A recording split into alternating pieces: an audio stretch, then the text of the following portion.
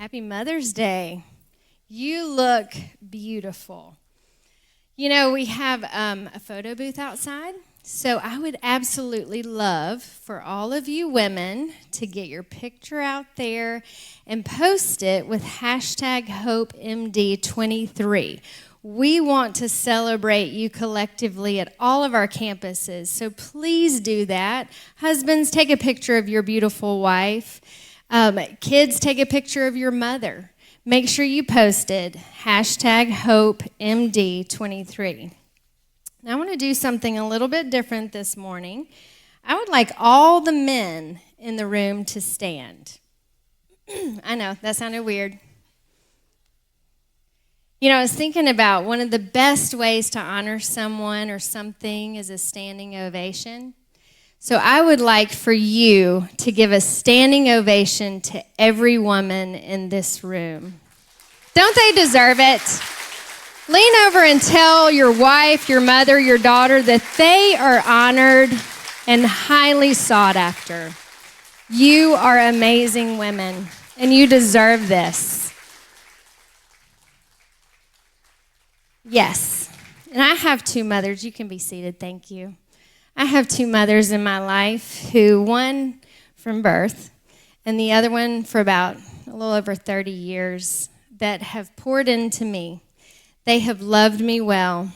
Ruthie Young and Harriet Kemp, I am thankful for you today. You have blessed me beyond measure. You have supported me. You have stood with me. You have championed me. And you have been a cheerleader on the sidelines to tell me I can do this. I can keep going, and I will make it. And I have that to say to you as a cheerleader today for you. You can do this. You can make it. You can keep going. Don't give up. If there's anything a woman needs to hear today, don't give up. You got this. You're going to make it today. Some of you are here celebrating. You are so excited to be here, while others of you barely made it through the doors. Some of you might be watching today and feel like you just couldn't get here. I understand. We are all in a season, some way or another. Good, hard, difficult, but we all find ourselves there, right? Seasons. It's a thing. I have to say, I find myself in multiple seasons every single day because I have 4 kids and they are all in a different place of time. You know, we talk about seasons all the time. It's a word that we use in our vernacular with every day. We are coming into the summer season. How many of you dread what we call bathing suit season, right? You can be 80 years old and still hate to throw on a bathing suit, or you could be 14 and feel like you're the most awkward child at the pool. Now, we all get it. Every woman can validate that thing called the bathing suit season. It's not a fun one. But we love summer. We love vacations. We love school being out. And I'm coming up on a graduation, actually 2, one from middle school and one from high school. And there is great expectation for the end of this season and the next one to come in the fall. But with it, there's also some heartache. And there's a little bit of sadness that my baby girl is 18. And I'm having to kind of learn to trust her as she stands on her own 2 feet. I have 2 boys, 2 girls. And I have to say, we are in the world of sports with the boys and drama with the girls. Can I get an amen? All of you parents out there with girls, it is just drama from the time they were born. I thought it would change, but the tears turn into whininess, turning to, life is hard. Every day I hear the gossip on the town. I know all about it. My boys are a lot easier. They just punch it out and move on. But I find it to be a joy and an exhaustion. I think most women would go home saying all they want for Mother's Day is a nap. Am I right? Yeah. Just leave me alone. Shut the door. I don't want to hear anybody. I just want to sleep. It's not that we don't love our kids. It's not that we don't love our spouse. But sometimes sleep is the best gift on the planet. Now, I do love gifts. I'm not going to lie about that. I do love some good shoes, which I got 2 pairs for Mother's Day. I was very thankful for that, and I love some flowers. Hint, and don't forget it, grocery stores sell beautiful flowers. So men, when you're picking up the eggs and the milk, just grab a bouquet of flowers. It's not a big deal. It's under $12. You'll love your wife well if you buy her flowers. Just, that's free. That's free advice. Just going to help you out there. I did get some flowers today, by the way. So I'm happy. I am doing well today on this Mother's Day. But there were some Mother's Days that were very hard. And I find that I look back in those Mother's Day seasons where I had recently lost babies, to struggling to get pregnant, to finding that everybody seemed to get the blessing that I missed. And I found it as painful as I had ever experienced. And then there were the years that I had brand new babies for Mother's Day. And then there were years that, like today, my daughter's working this morning and I didn't even see her this morning on Mother's Day. It's a season. There will be a day that we celebrate differently. But today is one of those days, I bet for some of you, that it is well said in Ecclesiastes 3:1, to everything there is a season, a time for every purpose under heaven. Verse 4, you might find yourself in this passage. A time to weep, a time to laugh, a time to mourn, and a time to dance.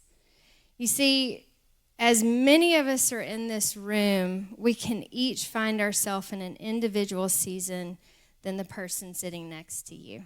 You might be here so ecstatic with this day and feel so loved, but you might find yourself coming in today feeling lonely, missing your own mother who might have gone on before you.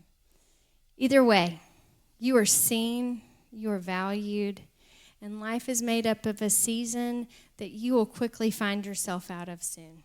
I promise you that. We talk about time as something that we can't seem to grab hold of, that it's going to run away from us, and sometimes it does feel like it does, but it doesn't mean that always. I'd like for us to talk about this tribe in Israel called the Issachar tribe. They understood something about time that I really would love to talk about today. They didn't just see time as a linear thing. They knew and understood and could see and discern what God was doing in time. Now, there's a difference with the way we look at time. We can look and project, where we're going to be this summer, the vacations that you've already planned. But that's not what they saw. They would look into a season and see God moving, and they would join him there. It says in 1 Chronicles 12:32, from the tribe of Issachar, there were 200 leaders of the tribe with their relatives. All of these men understood the signs of the times and knew the best course for Israel to take. They were listed among David's mighty men. These weren't considered like the warriors, like his mighty men. They weren't meteorologists or prophets either. But they were able to sit, feel, and understand God was moving, and we're going to shift with him. In the midst of natural time, they were aware of God's eternal agenda. I love that. God's eternal agenda. Isn't that what we all want to know? What is his eternal agenda, and where do I fit in it? Well, I believe in each one of us, he has placed a seed like he did in the tribe of Issachar for us to understand, to see, and to shift with where he is moving. It says it best in Ecclesiastes 3:11. Yet God has made everything beautiful for its own time. He has planted eternity in the human heart. But even so, people cannot see the whole scope of God's work from beginning to end. Eternity in the hearts of men. I find that it's such a hard concept sometimes if we sit back and think, What is eternity? What does that look like? Honestly, as a mother, I feel like eternity, oh my goodness, I'm exhausted. I can't think of eternity. What is that going to be like? If I'm going to be just doing this same thing over and over and over, oh my word. How many of you feel that way sometimes? Like, oh, if these diapers don't go away, I'm going to die. Or you might feel like, if I have to hear or work on math problems one more minute of this day, I'm going to lose my mind. Or it might be that you just have to make the same dinner over and over and over. I mean, I love eating, I really do, but I don't love making it all the time. How many of you are with me with this, right? Mac and cheese, it works well for all, I promise. How many different ways can you make it? I think I've figured out quite a few. Anyway, I feel like sometimes we are on a treadmill of time, and it is running away with us. And with every day, do you feel like this, that you've got to turn it up a little bit faster in order to get through all the things you feel like you've got to do by the end of the day? Not just moms in this room, all of us. Time, culture, it is speeding up. And it feels like as we get on this treadmill, we might have started at a level 2, but by the end of the day, you got to be running at a 10. And if you don't run at a 10, then you're going to miss it. And you're going to lay in bed at the end of the night and think, what did I miss today? Oh my goodness, I didn't do that, so it's got to be on tomorrow's agenda, and then the next day, and the next day. But you know, the more I think about that, and the more I have been walking with the Lord, I realize He doesn't just want to turn down your treadmill. He wants you to get off of it. Because in getting off of the treadmill, you get into His time. You see, He doesn't see time the way we do. He doesn't see time as this counting down to the end. He's an eternal God. He lives outside of time, yet He speaks to us in time. I love this. I was at my son's concert this week, and they sang Amazing Grace, and it was so fun to watch these 3rd and 4th graders sing.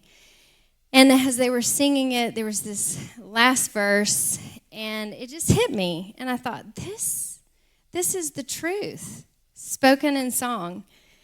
And it says this: we've no less days to sing God's praise than when we first begun. Now that felt like an exhale. Like, oh, I have no less days right now than I do tomorrow or yesterday. I am going to be living for eternity. And I don't understand that. You don't understand that. But from this moment forward, we're not going to count down in any direction, because we are built for eternity with Him. We are built in His time frame. In His time frame, there is no end. So there's an exhale that you don't have to run on that treadmill all day long. You can step out of your treadmill into His time and exhale, because you're not going to miss it. Time is not going to run out on you. Whatever it is, you're not going to miss it. You didn't lose it. And you're not going to actually even gain it, because He is the God of time. And this is what I love. Someone said to me, very wise person, time is on your side. And it's the truth, because God is the God of time. He lives inside of you, and He is for you. Therefore, time is for you. His time is for you. He works all things together for you in His time. So if we partner with Him on His timeline, He works it all together. So you can rest today. You can feel His pleasure and His peace, because He is for you, and so is time. This day isn't going to run away from you, and you're not going to be disappointed, because He's not going to allow disappointment to encircle you, because He is the God of hope, and He gives it to you abundantly. He blesses you because He is the God of time, and time is on your side. Wait, be patient. He's going to work it out. He always does. You know, I find that we talk about time a lot. I feel like I live by the calendar, and half of the time I forget, and I double book. You know, with 4 kids, we are constantly running, and most of the time my kids are like, Mom, you are late for everything. And I'm always, like, well, this is going to make you a better person. I'm the mother that's going to rub you well so that you're going to be strong in life, right? Oh, gosh. I am very aware I am not perfect, but neither are they, so we all even out. I think that's the best way to say it, right? They work on me, I work on them, and we're going to all make it. But that said, we live in Chronos time every day. It's our hours, our minutes, our years, and I'm very aware of it. We are actually working with our 9-year-old on time, and he is having to kind of have an abrupt awakening that everything is planned out. We build that into our children. It was built into us when we were kids. But I believe when a child is born, they're on God's timeline. They don't understand what days are. They don't understand hours. But they do understand expectations and joys. They understand events that are coming up. They look forward to that moment when. But we are the ones that build a timeline around it. We are the ones that put it in categories. And so as I've been listening to my child talk and thinking through it, I was reminded of something called Kairos time. It's the fullness of time, the appointed time, the right time. And that is something that we are born with. You see, it's that deposit of eternity in us. It's what we are really called to walk in, is recognizing with expectation of God's fullness of time. It's truly when we are on a timeline of Chronos, he breaks in through Kairos, which is his fullness of time, and he shifts us. It's not a natural shifting. It is a spiritual and emotional shifting. It's when he's completed something and wants to start something new in us. How many of us have ever come to that place where you're like, I feel like the Lord is doing something. I sense that he's doing something. I feel like he's completed something in me. You know, he does that. He's so good. He'll complete something before he starts something new in us. And in the same way, in that moment when it's completed, is Kairos moment. It's when he brings about in the natural sometimes, but also in the spiritual, a completion, an ending, so that something new can start fresh in us. I love it in Genesis 18:14. It says, is anything too hard for the Lord? At the appointed time, remember that, I will return to you according to the time of life, and Sarah shall have a son.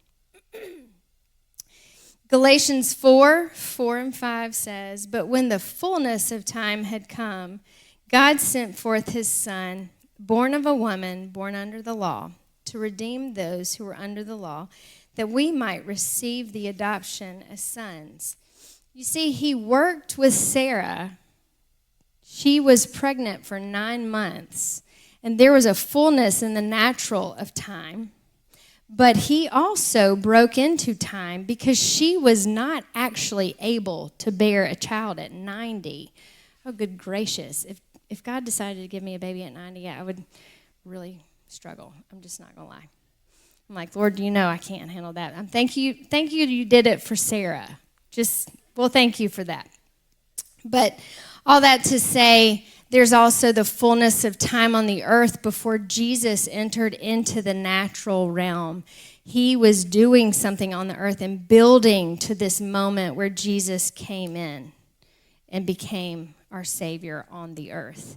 And so there's something in each one of us over the course of your story, your history with the Lord, where he has come in and he has said, now, this is done. I am moving, I am shifting. And that is what it looks like to have those Kairos moments with him. We have big ones where we've had revivals on the earth. That is a kairos moment of time, but he is also a personal God who wants to do it in your life. And as you begin to look back over the course of your history with the Lord, you can see these moments where he has stepped in and said, I'm doing a new thing in you today. I've finished something in you. It is complete. Everything that you need to know for life and godliness has been deposited in you, and now we move forward, right? Isn't that good? He wants to do that in each of us continually. The word is continually. You know, there is something that the Hebrews were built in. When they left Egypt, the Lord began to build in them this understanding. I'm doing a new thing. See? It's springing up. I'm doing a new thing. I want you to join me in this. And how he said, join me in this, he put it in the natural for them. It's called the appointed feasts, the Sabbaths, the new moons. Every month they celebrated. Every year they celebrated. He said, return and remember. Return and remember. And see, it's a cyclical pattern. You know, we are constantly in circular motion. The earth is moving in a circle. The sun is moving in the circle, the moon, so forth, the calendar, seasons. We have summer, spring, winter, and fall every single year. And in the same way, the Lord was saying, I'm the same God that does this for you too. I am in a circular pattern with you. And it is not that we are going to return back to these places because you didn't learn something. Actually, in fact, we're going to return to this place because I want to show you something about you, and remind you of something about me. And as you return, I want you to see, guess what? You're not the same. You're not the same. You have returned to this place with me, and I want you to see that you're a little bit stronger, you're a little bit wiser, you know me a little bit deeper. You understand my ways a little bit more. And who you are today is not who you were 5 years ago at this place. Who you are today understands me a little bit more and can stand a little bit stronger and a little bit longer. And that is something you need to remember, that even if you find yourself back again at the same place, it is not for punishment. It is not to show you that you missed it. Again, time is on your side. It's to remind you of what you have come through, what you have been set free from, what you have grown in strength with, what you know about him a little bit more. And the other side of it is he wants to show you who he is a little bit more. He wants to show you his ways a little bit more. And he wants to take you into a deeper place with him. You see, we circle back around to go deeper and deeper and deeper. And the beauty is, as we create a deeper groove with him, we are staying stronger in his presence. We are staying more stable in his ways because he is a God that is working in us and growing us and growing up in us what we need to have life and godliness today. Isn't that good? Right? So we circle back around to Mother's Day every year, not to have pain, not to have sorrow, but to look back and thank a woman who said, yes, I will have this baby, and you are on the earth because of it. It's to look back and say, thank you, Lord, that I found you and that I get to live out my life as a woman of God. To look back, and maybe you have had children, maybe you have not, maybe you have lost a baby, maybe you long for a baby. But there will be a day you'll look back to this day and you'll remember what God did for you today. Because I believe he is here to meet you today in your moment, in your season, and shift you into something new, something filled with hope, something filled with compassion, and something that will move you through the rest of this year, knowing that you are seen and loved and highly valued because you are honored, because you are God's creation. You know, I was thinking, how would it look once we understand this idea of Kairos time and him stepping into time? What does it mean when you get there? What are the practicalities of that? Because I find I love to think theoretically, but sometimes I just need somebody to tell me what to do. I mean, how many of you are in here like, just tell me what to do? I can't think this out. Just give me some ideas. Well, as I was thinking through it, like what helps me join in with the Lord? I love Henry Blackaby. See where God is moving and join him there. I find that what can I do to get where I see him moving to my heart moving with him? And I feel like Paul made a very good stance of what it can look like to set your mind on things above, to renew your mind to Christ, what it means to join with our eternal Father in a concept that gets us off of our treadmill and into his time frame. And I find that it is in Philippians 4, verse 6 through 8. Do not worry about anything. Instead, pray about everything. Tell God what you need and thank him for all he has done. Then you will experience God's peace, which exceeds anything we can understand. His peace will guard your hearts and minds as you live in Christ Jesus. And now, dear brothers and sisters, one final thing. Fix your thoughts on what is true and honorable, right, pure, lovely, and admirable. Think about things that are excellent and praiseworthy. I feel like this is a beautiful formula to move us into understanding our natural time into his time. And what I mean by that is we start with Thanksgiving. Thanksgiving is something that is an exercise. It says we enter his gates with praise and in his courts with thanksgiving. And as we do that, it's really looking back. We need to be able to look back and thank him for who he is and what he has done. So by thanksgiving and thanking the Lord and looking back over our past, it's an exercise of faith sometimes because maybe our past has not been that wonderful. Maybe we haven't been able to see his hand moving in our life. But as you begin to look back, what would it look like to look through his eyes over your story? What would it look like to begin to thank him and asking as you thank him, show me where you were. Show me where you were. When I was a child, show me where you were. Show me where you delivered me. Show me where you set me free. And as you do that, you'll begin to thank him because you'll see his hand. You'll see his deliverance. You'll see his provision. You'll see his comfort. You'll see his covering. You know, he loves to cover his children. Ask him to show you in your story where he covered you, where he shielded you, what he kept you from, what he walked you out of. And as you begin to look through his eyes, you might see him as the God who sees me, El Roy.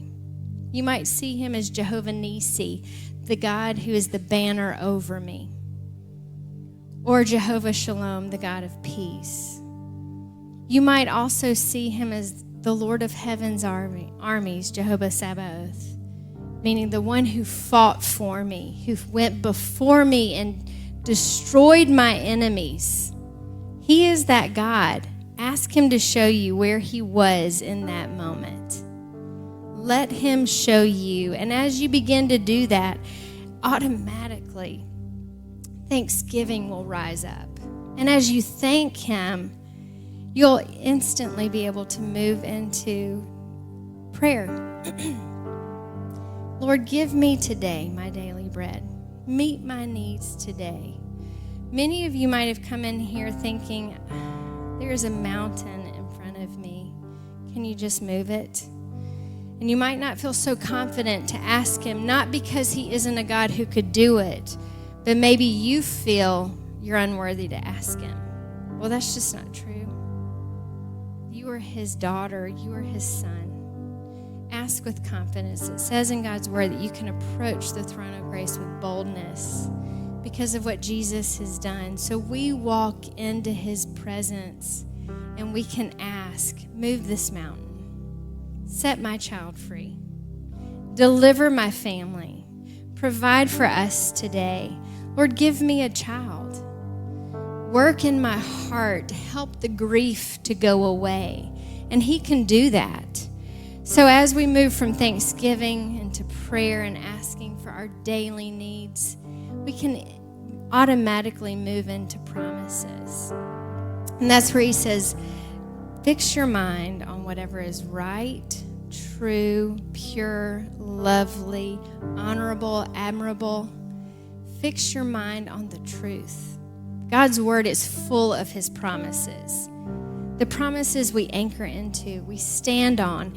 It is the anchor of our soul. It says hope is the anchor of our soul. As we anchor into his promises, his personal words that he's spoken to you in your quiet time.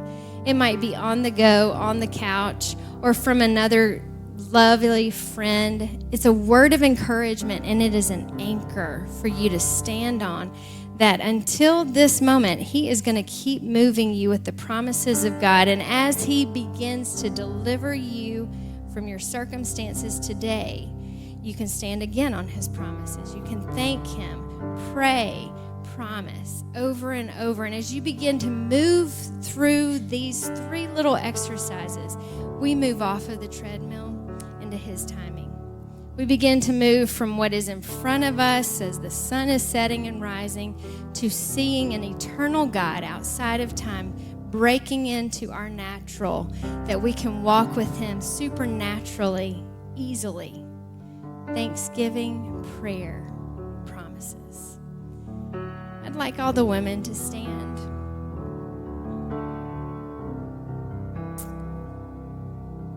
You know, I feel that this scripture that I just shared with you has been one that's anchored me. Do not worry. As women and men, it is so easy to worry.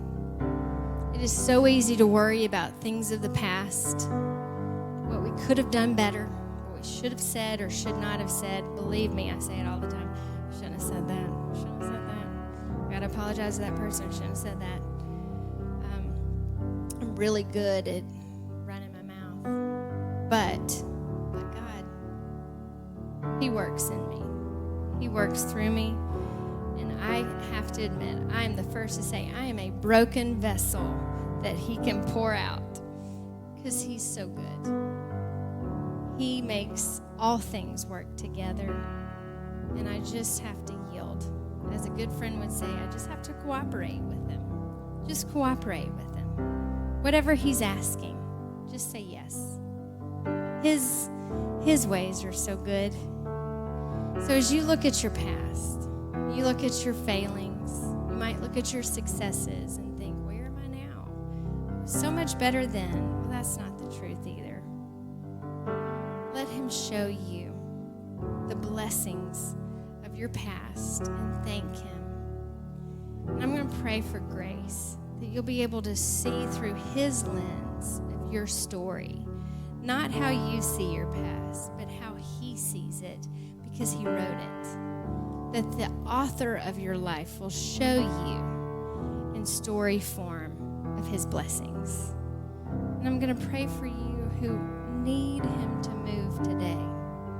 You need him to move the mountain in your soul, in your circumstances, in your finances, in your family.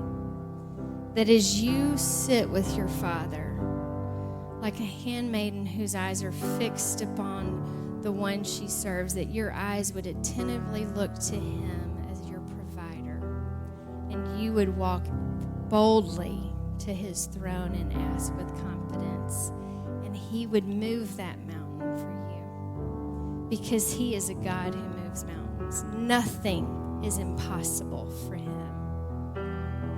Finally, as you look to your future, I'm going to pray for grace for your future. It says in Proverbs 31:25, she is clothed with strength and dignity, and she laughs without fear of the future. How many of you need to just laugh about the future? I don't really always laugh about the future. I'm normally like, we got to get that done. But God says if you look at it the way I see it, time is on your side. Everything that needs to be completed will be completed. And if I am the God of time, and I live in you, time is for you, it is on your side, it will not run out on you, and I will complete everything I said I would do, because I will work it together for you and for your good and what I've called you to do. So if you'll just open up your hands to receive. As I was praying for you this week, the Lord reminded me something very special about women. It is that you are a carrier. Look at your hands. Sometimes they have a baby. Sometimes they don't. Sometimes they carry books. Sometimes they carry workloads, laundry, dishes. But look at your hands. God called you to carry Him, to carry His light. Light came in through a woman. Beauty of women is that you get to carry life. You carry it inside of you. You carry it around you, and the atmosphere of God is upon you, and you carry it where you go. So I'm just going to bless you with understanding that you are a carrier of His goodness. You are a carrier of a testimony of God's blessing of your past, deliverance of your present, and joy and laughter of your future. So, Father, right now, I ask that you would overwhelm these women today in every place they find themselves, whether it's a day of joy or a day of sorrow, that you would meet them right now, that you would pour out abundantly your grace and favor on them, that they would feel your presence as a warm, comforting blanket, that they would laugh today, maybe even have tears, but it would be laced in hope that would show them this is a good day that is moving me, shifting me today for a hope and a future that is filled with joy and blessing. That there would be extra grace to see you from their past, to see your hand of deliverance, to know you by the names that you delivered them through, El Roy, Jehovah Nisi. Lord, that they would see you in your present moment as the God who delivers them, the one who moves mountains on their behalf, and that they would understand and have grace and peace to look at their future and laugh with joy, because time is for them and it is on their side, and they serve the God who lives outside of time, and He says, I speak a good word over them, blessings, and I bless you on this Mother's Day. In Jesus' name, amen. All right, if you need prayer of any kind, if something that was spoken today has ministered to you, I'd love to ask the prayer team to come forward. They want to partner with you in prayer. Whether it's needing to see God in your past, we want to pray with you. Or recognizing that you have a mountain that needs to be moved, we want to stand with you and ask confidently. Or if it's just looking at your future, that you look at it with fear and you want to look at it with joy and laughter, we want to stand with you and believe for that. I love you. Happy Mother's Day. Men, go get your wives some flowers, please.